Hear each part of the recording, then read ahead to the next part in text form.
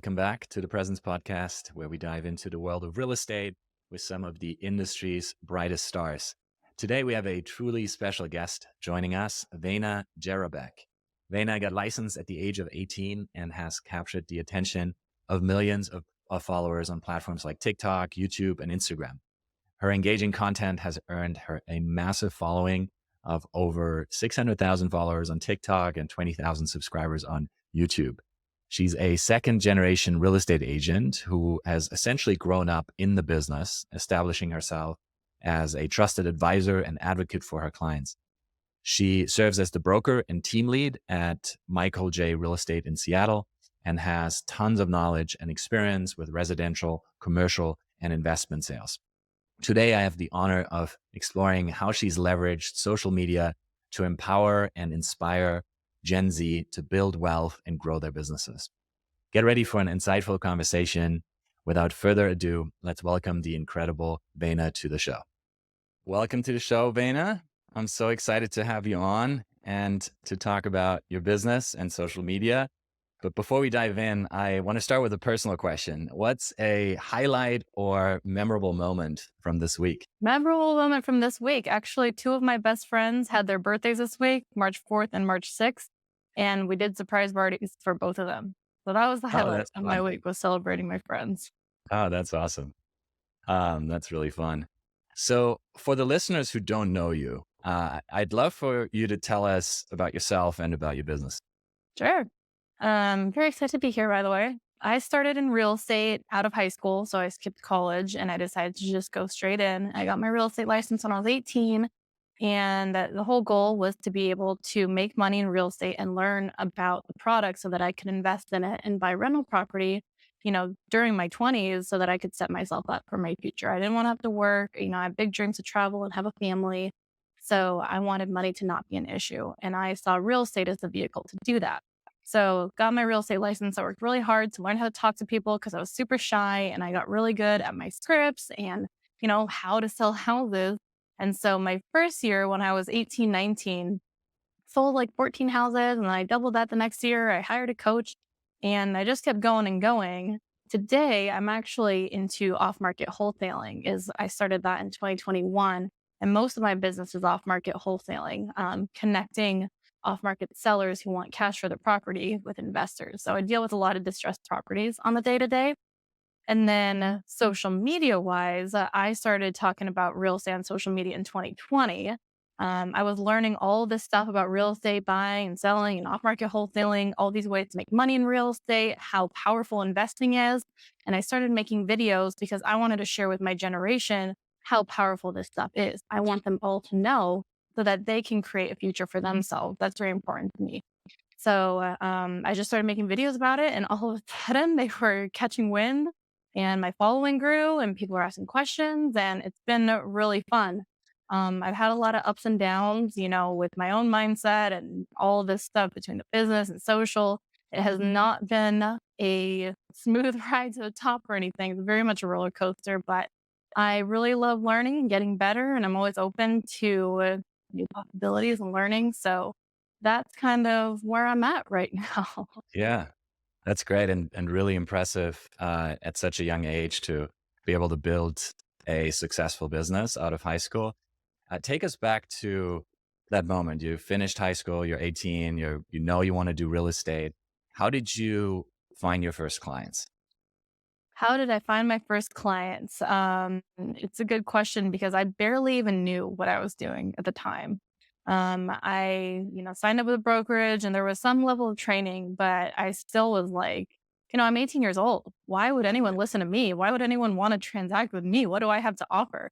Right. But it was really after going to a couple real estate coaching events where I was listening to, these top agents speaking on stage and talking about their experience and what they did, and kind of the mindset of just being of service and being of value. Because truly, I kind of was looking at my marketplace here in Seattle of what the real estate agents are doing. They're making videos online of how they're helping clients, and I'm kind of having interactions with these realtors. And I realized they're not doing that great of a job for their clients. A lot of realtors, and this is why realtors have a bad rap, in general in our society, is because most realtors are kind of self serving. and they're not, we make great money. The commission checks are big. And so it's kind of easy to just worry about the commission check more than what's happening for your client. And I kind of realized that if I just focus on creating a great experience for my client and getting them what they need, like getting the buyer a really good deal on the house, or helping them find something off the market because it's so competitive on the market, or getting their closing costs down with the seller. If I can figure out how to be of best value to the buyer or the seller, then I have something to offer. And so it was kind of going off of that and having that mindset that I approached my prospecting. I was doing a lot of cold calling in the beginning. I was running Facebook and Craigslist ads to find buyers. And that's where I got my first few opportunities of people who were raising their hand. Yes, I would, sorry, yes, I would buy. Yes, I would sell. And so going in, I brought, my brokers on my first few appointments. It was not just me, like I snapped my fingers and I was good at this, but I had the mindset of finding the people who needed help. And I was proactive about figuring out how to be helpful to them. And they transacted with me. So that was kind of the breakthrough to closing my first few deals. Did you have mentors during those first couple of years? Yeah, I had my brokerage helped me a lot. He would come with me to the appointments. He would, help me figure out what to say to the buyer or the seller, all the technical things of, transacting real estate. I had a lot of help on, I did get my hand held through the first few deals, because the hardest part is just finding the people. So if you can find the people, they're raising their hand, there's an opportunity to transact. It's not hard to find someone who's going to help you, just Yeah. find someone who's financially motivated to help you, right? Split the deal. They have motivation to help you and you'll get your experience. Yeah. How long did it take for you to close your first deal? And how many deals did you do in your first couple of years? It was 6 months to my first deal. I remember hearing when I was new that the average realtor takes 6 months to close their first deal. So in my head, I was like, okay, if it takes me more than 6 months, I suck. But that was a limiting belief, right? So I hit it right on the 6 month mark. I got my first deal. I think I got under contract in the 6 month and it closed on the 7th month. But in the 6 months after that, when I realized I realized what I did, how I provided value, and how I could scale that for more people. I ended up closing 13 more in the next 6 months. So in the first 12 months of real estate, I did 14 deals. Wow. So you went from one deal in the first 6 months to 13 in month 6 through 12. What changed between month 1 through 6 and the time after that? There was a definite learning curve. I think a big misconception with real estate is that you can just get in and do it and make big checks. There's an opportunity to make more money than doctors in this industry. And doctors go to school for how long? 10, 12 years. The only Yeah. requirement to get your real estate license is pass the test, right? And so figuring out that this actually is a skill, sales, technical real estate knowledge, and, just going through that learning curve is kind of what it took for me to get those first deals. And then what did the business do last year? How many deals did you close? Last year, I actually do bigger deals now. So my transaction count is lower. I did about 25 wholesale transactions last year. That was about 500,000 in gross revenue. Wow. Congrats. Thank you.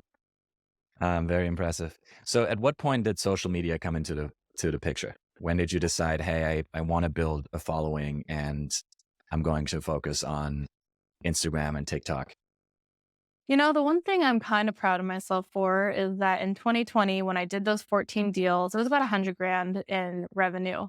And I kind of realized at the end, I was like, I'm 19 years old. I just made $100,000.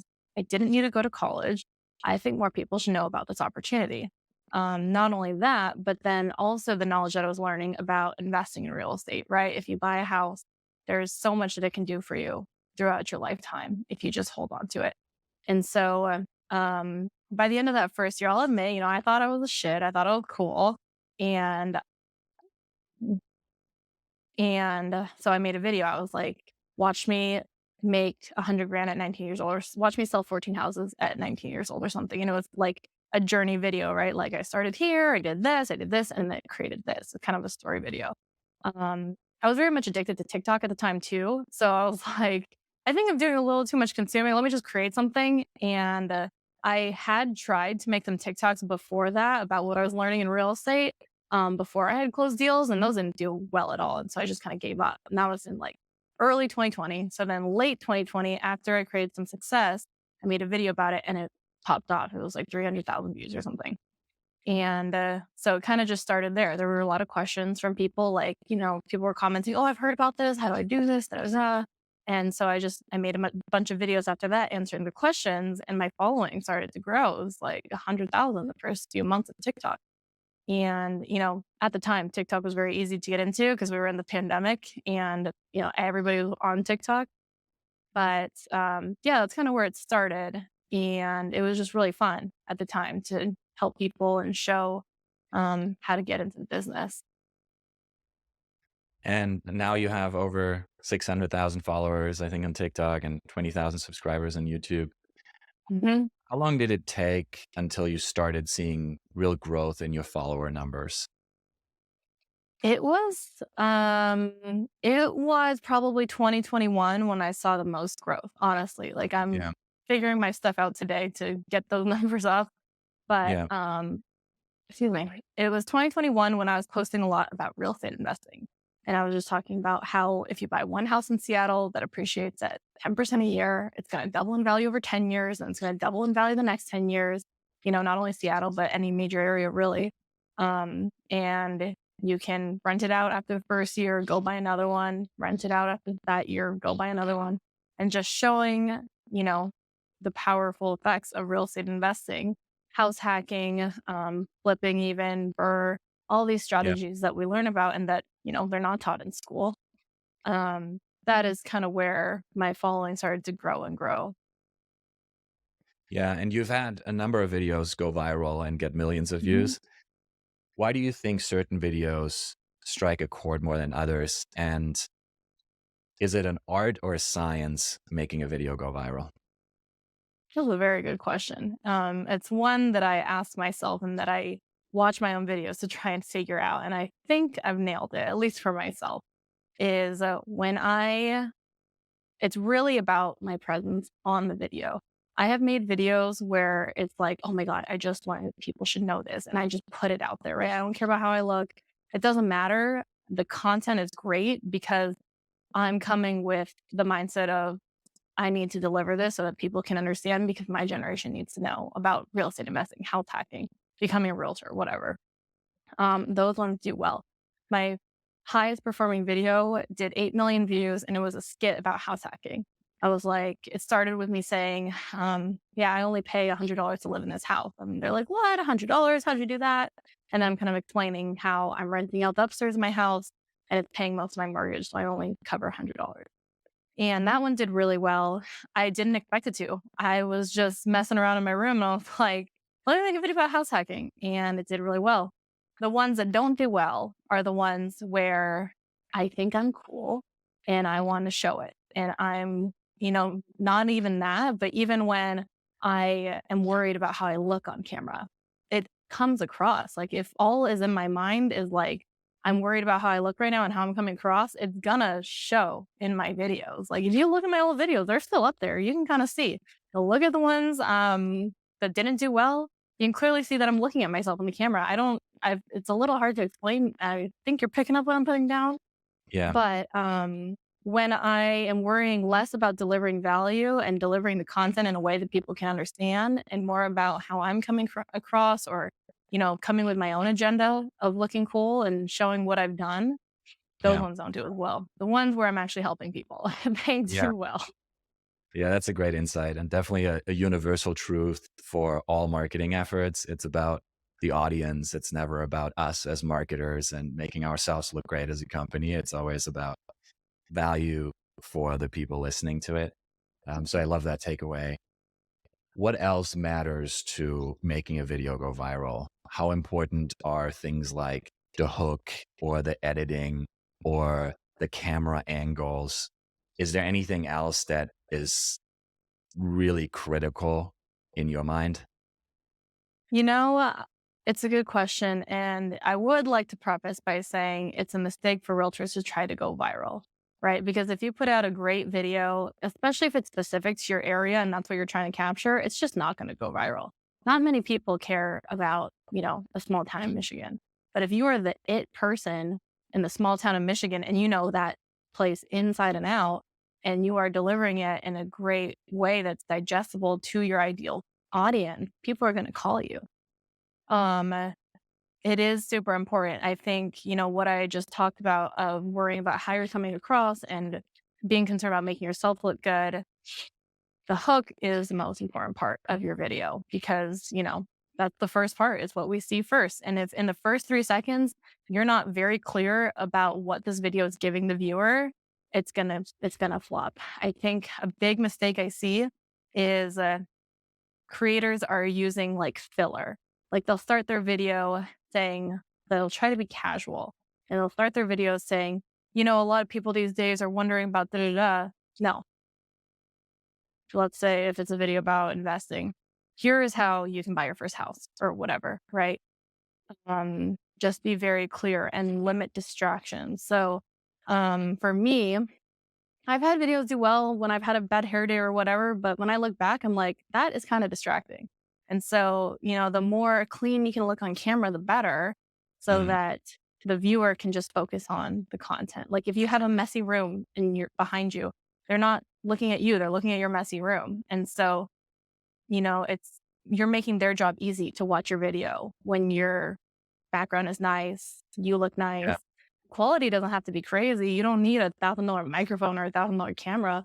Most of my stuff is just on my iPhone, my little DJI mic, which I really like. But um, looking clean, limiting the distractions, and then having a hook that just gets to the point is really important. Do you think quality or quantity of videos is more important? Quality, for Quality. sure. I think you can get somewhere with quantity. It's definitely a strategy I've done where I just put stuff out there 3 times a day, every day, and something would hit, and it was good information. Um, it was good kind of data pulling, if you will, by just putting all my stuff out there and then seeing what does better than others. I think it's a good idea if you're starting out. But for me and where I'm at, it's really important for me to put out quality because people are counting on that now. And so the more it is really important for me to put quality because I know what hits and doesn't hit now. I have enough information, I have enough data from posting over the last 3 years. I know what people want to see and how they want to see it. But if it's a big mistake to just think that you can just keep putting stuff out there and not, going back and looking at what did well versus what didn't do well. Because ultimately, when you become a Cody Sanchez or now it's for Mosey, then it's really important to stay elevated in your content. Yeah, and it's interesting. It definitely seems like there's been a shift over the last couple of years from this very raw and authentic look where people didn't care about the production value to now a little bit higher production value on a lot of these videos, which seems to be in line with what you're seeing and what you're doing. Um, how do you go about content production? Can you explain from start to Sure. finish how you come up with ideas and then track those ideas and produce the content, how you do the editing?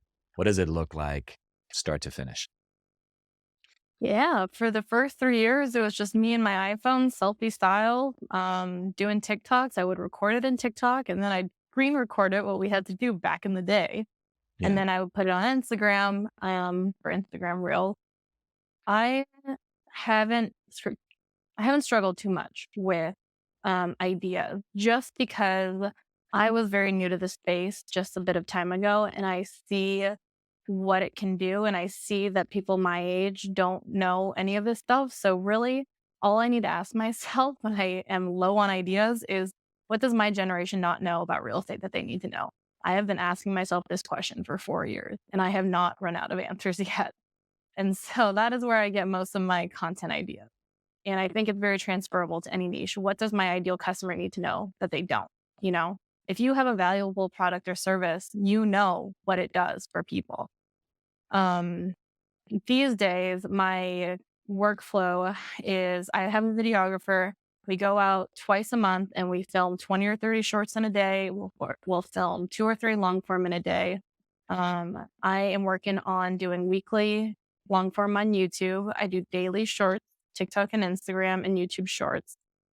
And then between that and then I still do my little selfie videos because really those do really well still. People do like that authentic look. And this isn't to say, none of this is to say you need a studio and a microphone and a camera. I think it's just important to, my advice is number one, work on your content and your delivery. Because if your delivery is good, then you can just put yourself in a studio and it's going to be even better. But if your delivery sucks and your content sucks, it doesn't matter if you have $3,000 worth of equipment behind you, they're not going to listen to you. Yeah, very important point. Definitely start with the quality of the content and then start fine tuning the production quality. I would agree with that. Um, so you mentioned long form content for YouTube. How much do you repurpose content across platforms, and is there one that you typically focus on the most? So, pretty much everything on shorts is the same. I'm actually fine tuning this recently because each platform does do something different for me and my business. For example, YouTube is for building the influencer brand. Instagram is for converting new wholesalers to, bring me deals, especially here locally. So they're all kind of doing different things. I used to repurpose YouTube to shorts. I used to, extract clips from my YouTube videos and put them on shorts. I've learned that it doesn't translate well. I've learned that the way we talk in a 10-minute video, it's very slow, it's detailed, it goes very in depth. It doesn't translate well to, the quick pace that's needed on a short. So I don't do that much anymore. My videographer, he'll do it. I've backburnered, right? He does it. I don't worry about it. And because I really want quality content on my shorts, um, I do pay a lot of attention to my shorts. So not much repurposing as far as long form to short form. Do you track where your deals come from? And if so, can you share how much of your business comes from social media? Of course. A lot of it has. Honestly, my business model is I hire people who have hit me up on social media. So a lot of my team is from social media. And for that reason, you could say 90% of my business is from social media. But if you don't count that and it's just, like retail clients hitting me up off of Instagram or something, it's about 30%. That's great. And is Instagram the main channel, or do you get business from TikTok as well? Funny enough, TikTok has changed a lot over the last few years. And there's like some debate on this, but I believe it. I think that people are a lot more picky about what they're consuming on TikTok. I think YouTube has become the bigger education platform. TikTok, during the pandemic, people weren't doing anything and they all wanted to learn a skill or some way to make new money, right? But now that everyone's back to work and back in their normal lives, TikTok isn't the go-to for um, financial education or work education anymore. So TikTok, I get some, but it is mostly Instagram. If an agent wanted to become a thought leader on social media, what platform would you tell them to focus on first? I would, and if they wanted to become a thought leader, like an influencer, I would go TikTok. If they wanted to get clients in their local market, I would do Instagram. And a big reason for that is because Instagram's messaging feature is so much more accessible than TikTok. Yeah. And what type of content for each of these approaches would you recommend they create? If you're going to go the influencer thought leader approach, and, I recommend for realtors, you just go the Instagram approach of, trying to get clients because it's a proven method. There's a lot of resources out there for helping you do that. There is some level of competition as far as becoming an influencer. I think in the real estate space specifically, not necessarily. There's a handful. But anyways, for TikTok, I would say type of content you want to make is, you know, how do we boil down high value, right? And so for real estate, what I have found to be successful is talking about investing. Myself and my mentors, I'm very close with a couple of the big influencers on TikTok like Thatch and Tatiana. Um, Talking about real estate investing, even like small things. First time homebuyer content's always good. Um, House hacking, all these kind of broader topics are really good to talk about.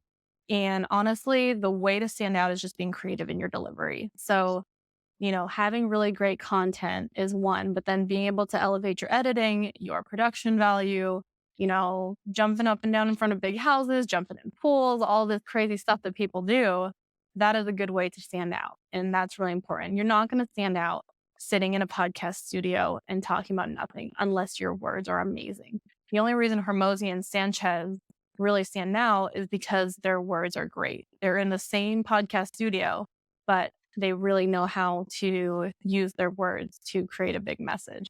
And if you're not quite there yet, doing crazy stuff is a really good way to stand out there. Um, as far as being they call it the local mayor, right? Something like that, or the digital mayor of your town. Like if you want to be the digital mayor of Seattle, you talk about all things Seattle. You talk about what it's like to live in Seattle. You talk about what there is to do in Seattle, why Seattle is different from California, why Seattle is different from Texas, why people move here, what are the loan programs, um, uh, why is one area of Seattle 300,000 price point and then the other area a million? All these things that people kind of have questions about when they're moving to your area. That is the type of content to focus on if you're going the realtor route there. How important is it to pick a niche? You obviously became known to as the influencer for Gen Z who want to learn about real estate. How important is that to focus in? I think it's super important. Um, The benefit of being a niche realtor, if we're talking about the realtor side, is that people know you for one thing and you get to talk to your ideal client. So, in off market wholesaling for me, my ideal client is someone who has a ton of equity in their house and they are moving out of state and they're not too picky about the price. They just want to get out and with an easy process. They don't want to work with a realtor. They don't want to work with a ton of other people. They don't want to shop for offers. That is the person I want to find. And so that is, when we're just out cold calling, it's kind of like 1 in 10 is when we really get our ideal client. But if my ideal client, they're all like elderly, so they're not on Instagram. But if I was making content for them, then I would make content talking to that person. I would make content talking to my ideal client. If my ideal client was first time home buyer, right? Let's take that. That's easier. I want a first time home buyer who is not super picky on the house they buy. They understand that this is a financial investment. They understand that the sooner that they make a decision, the quicker their house is going to start building equity for them. And they're just easy to work with, right? So I would talk to that first time home buyer in my videos. If you want to start making if you want to create generational wealth for you and your family, here's how you do it with real estate. Da da da da da. And you can call me, link in bio, right? That's the short. Yeah. You mentioned partnerships with other influencers. How important are those partnerships to growing your following? Is that something agents should focus on? It's really great to collab with other influencers. The big benefit for me with collabing with other influencers has just been learning how to do it, honestly. Excuse me. There's kind of a give and take. If I make a video with like that, she's got 2 million followers. Um, I'm voice of Gen Z, so I'm talking to the Gen Z in his audience. He is the voice of real estate, so he's talking to everybody in my thing. Like I only need to put him on a video, and it's going to ramp me up. He puts me on a video, and I get a bunch of followers. Um, it is important to collab and like realtor to realtor too. If you're when I go to these real estate events, we make videos with each other. Hey, what's it like in your market? What's it like in your market? What do people need to know about moving to Seattle, etc.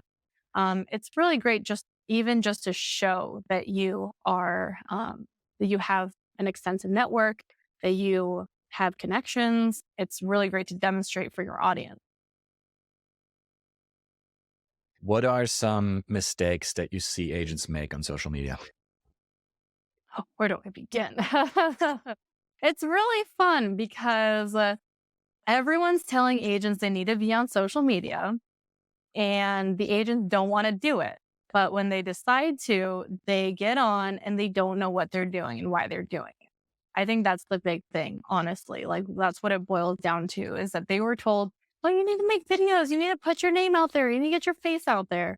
And that's the only motivation they're operating with. So the mistake is making videos for the sake of making videos. I think realtors should make videos because they know or because there's a message they want to portray. And most realtors do. I kind of have this conversation. They pull me aside at the events. They're like, "Oh, Vayna, can you help me? I'm just not getting any traction on my videos." And I'm like, "Okay, well, what are you doing in your video?" "Well, I don't know. I'm just making them." Mm. Well, let's take a look. And usually, they start their video by saying, "Hey, it's me, Sophia. I'm a realtor here in California, and I've been selling for 20 years." All right, you already lost them. Um, I tell them, give me a sec. um, it's really important to just give the value, right? So forget who you are. They don't care. Focus on what you want to say. I ask them, what do you usually tell your first clients that gives them this space? Like, what do you tell them that gives them the light bulb above their head? Is it that there's a loan program available for them? Is that there's credit repair available for them? You know, Buyers don't know what they don't know. Sellers don't know what they don't know. It is our job to make them aware. And when we can demonstrate our knowledge through social media videos and just put it out there, hey, here's the loan programs available. Hey, here's how you get a house for zero down. Here's how you sell your house for the most money. If you need to sell your house to buy your house, here's what the process looks like. Putting out that valuable content that people need to know, you don't need to tie it back to you. If they see that you know your stuff, they're going to call you. Yeah, one reason that agents often give me for why they don't do it or why it's hard is that they don't have time, especially the successful ones, Mm, right? They're running their business, they're working with clients, and social media is the thing that they know they should do, but it often falls by the wayside. And I think anyone running a business can relate to that. I am curious how you structure your day to make sure that you are putting enough time aside for the content creation part. Are there any lessons you've learned? sure.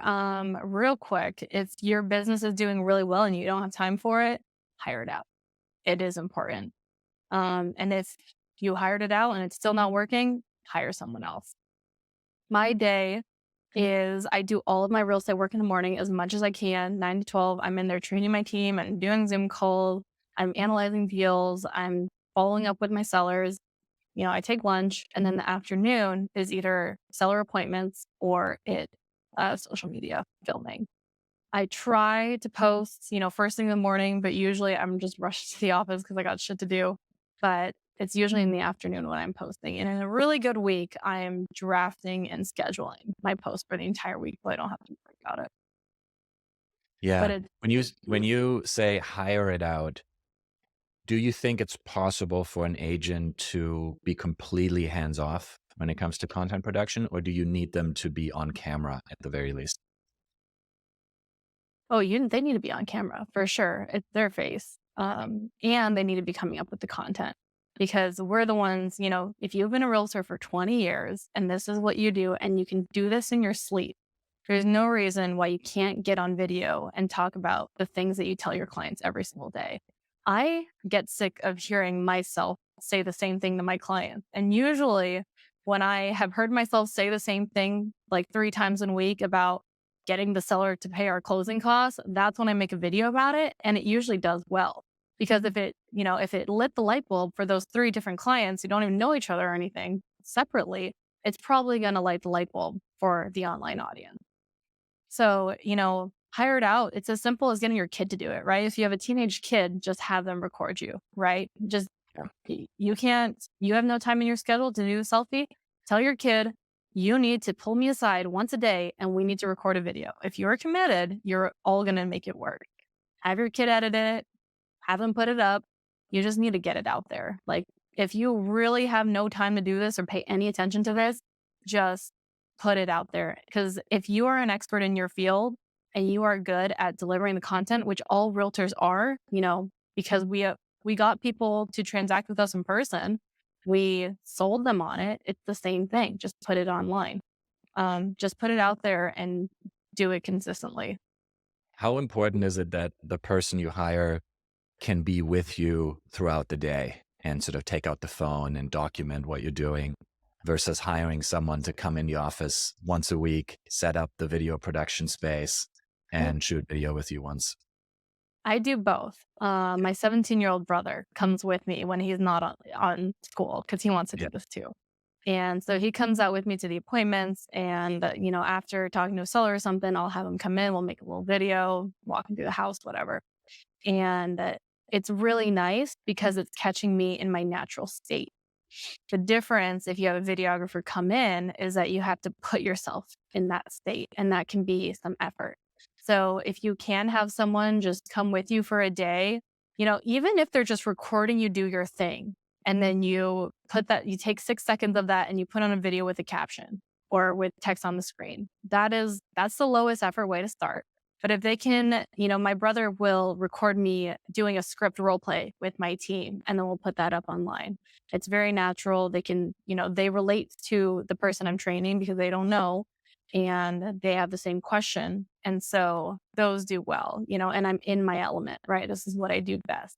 Versus if I try to get in the studio or even like when I'm not talking to them and I'm trying to talk to the camera, like it's the person, it's tougher. It's easy for me because I've been doing this for 4 years, but it's tougher than just talking to the person and addressing them. But I think if you can get in that mindset that it is the same thing, you're talking to the camera like you would talk to your client because your next client is the viewer.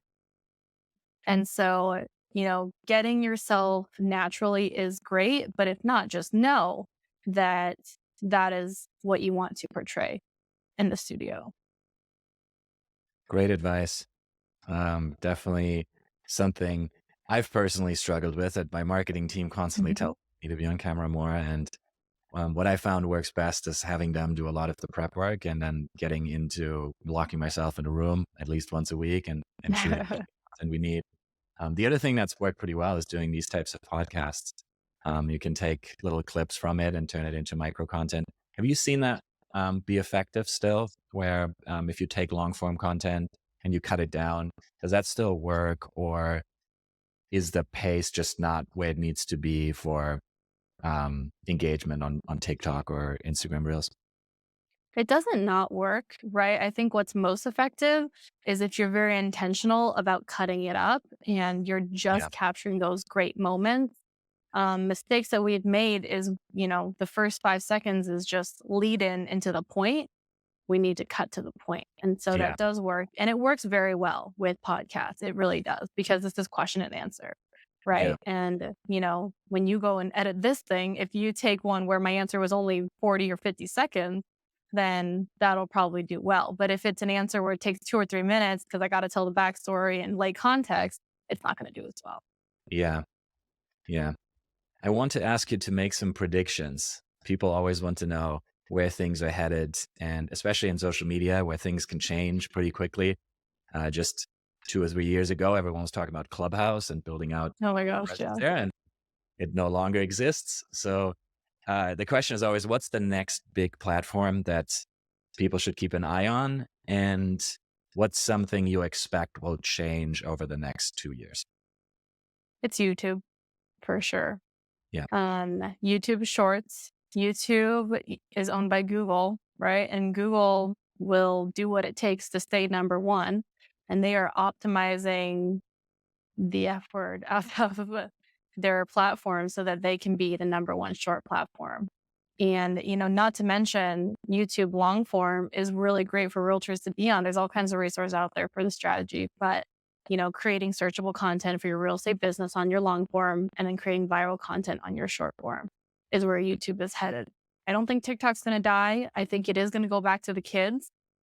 And I think Instagram's going to be around. I would guess that some new social media is probably going to come in the next 2 years.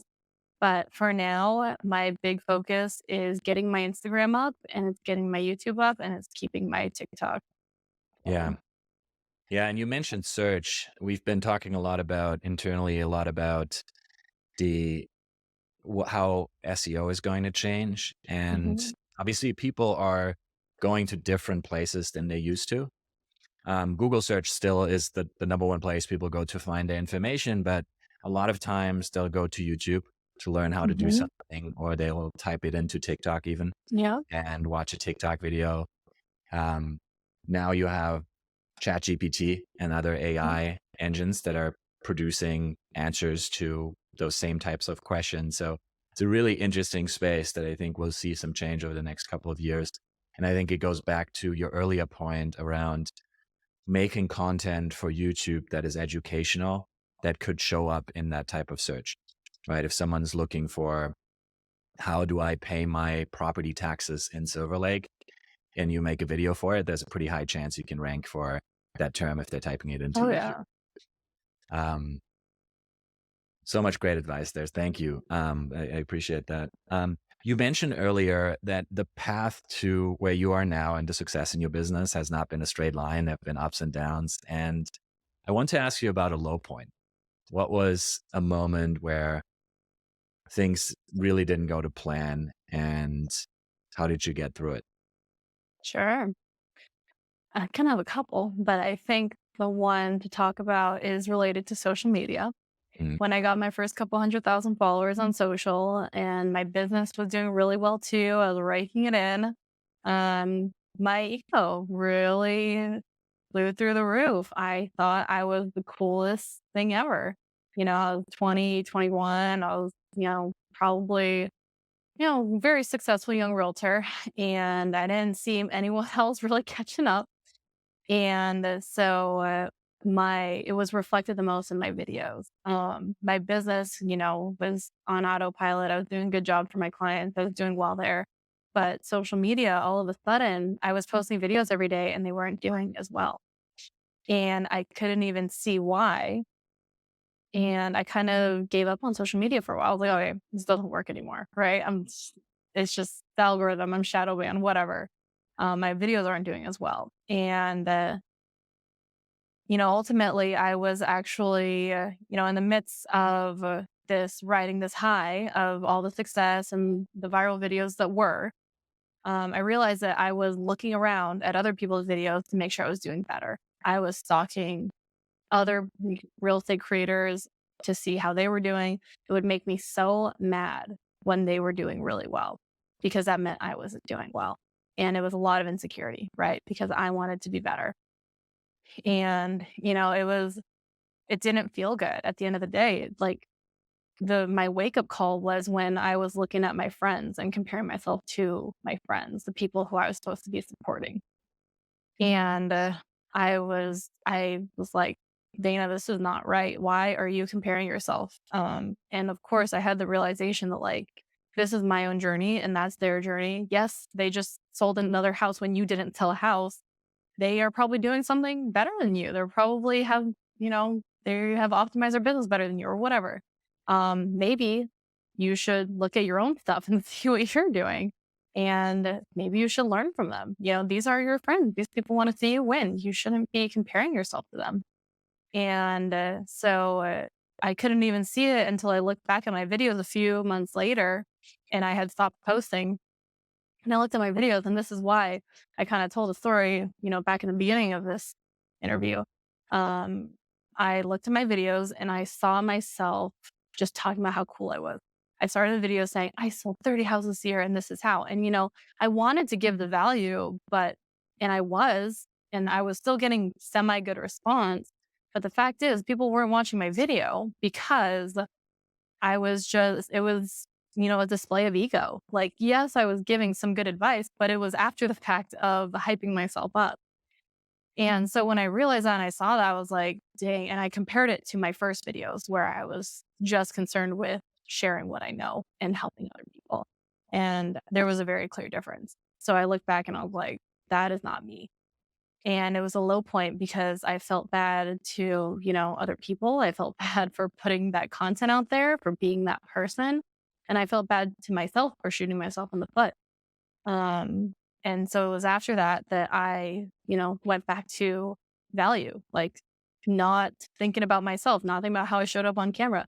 It's really the smallest things will show across. Like I have a video where like I'm serious. Like you can see me looking at myself in the camera. Like I'm focused on how my smile looked or my makeup was particularly done that day or whatever. But uh, you could see it. And, maybe it's not as obvious to some people as it is to others, but that wasn't who I was. And that's not how I want to come across. So when I went back to just making a clear point, doing my hook right, no distractions in the video, and just delivering the content and just with the intention of helping people and nothing else, then my video started doing better again. And what I love about social media is that it is a reflection of ourselves, how we view ourselves and how we view the world, whether you know it or not. And I think, my goal is 1 million TikTok followers, 1 million Instagram followers, 200,000 YouTube subscribers. That's my goal this year. And to get there, the question I'm asking myself is who do I need to be? Like who at my core do I need to be? How do I need to think? What content do I need to consume? What do I need to learn in order to become someone who's consistently hitting viral videos and reaching audiences that I want to reach to hit this goal? I love that story. Thanks for sharing it. Some really great advice in there. Reflecting on your journey so far, what are you most grateful for? And what's the legacy that you're trying to leave in the real estate industry? It's a really great question. I think I'm grateful for a lot of things. I'm really grateful for the help I've had along the way, and ultimately, I think that comes back to my innate desire for progress and my openness to constructive criticism from my mentors and my willingness to change in order to get to my end game of what I want. Because ultimately, what I want out of social, out of my business, out of life, it's strong enough that I'm willing to hear the hard truths of, you let your ego take over and make the changes accordingly to get to what I want. The legacy that I want to leave, I really care about helping my generation become rich and wealthy. And because real estate has been my vehicle, that's the one that I can speak on the most. And this is also where collaborating with other finance influencers, stock influencers, other people who also care about the same thing, people who align, um, is really important to me because it's not just real estate. It's not the only way to become rich and wealthy. In my opinion, it's a very accessible way, but it is important to me also to expose my audience to the other things that can help them. Gen Z is highly underestimated. I think we're getting a little bit of credit as time goes on.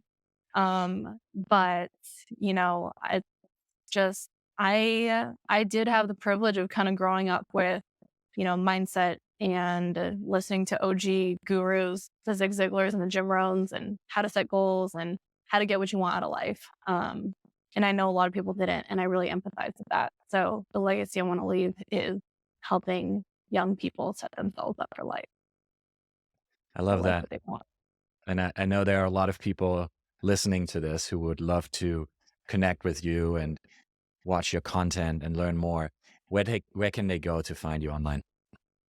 Well, I know my name is super, super common, but if you Google it, Vayna, all of my stuff comes up. Instagram and TikTok are where I'm the most present and active myself. And then my YouTube stuff is where a lot of my education content is. Awesome. Well, everyone listening, go check out Vayna. She's really amazing. This is a wrap for another episode of the Presence Podcast. Huge thank you to our fantastic guest. Thank you, Vayna, for Thank you sharing very your much. expertise and your insights with us today. I am leaving with some new ideas and leaving inspired. So thank you very much for joining us. I appreciate it. Thank you. And that's a wrap on another episode of the Presence Podcast. Huge thanks to our fantastic guest, Vayna, for sharing her expertise and insights with us today. Vayna's innovation and passion for real estate education certainly has left me feeling inspired, and I hope you enjoyed this discussion today as much as I did. Don't forget to subscribe or follow us on your favorite podcast platform to stay up to date on future episodes. And if you like what you heard, please consider leaving us a rating or review. Your feedback really means the world to us. Thanks for tuning in. Until next time, take care.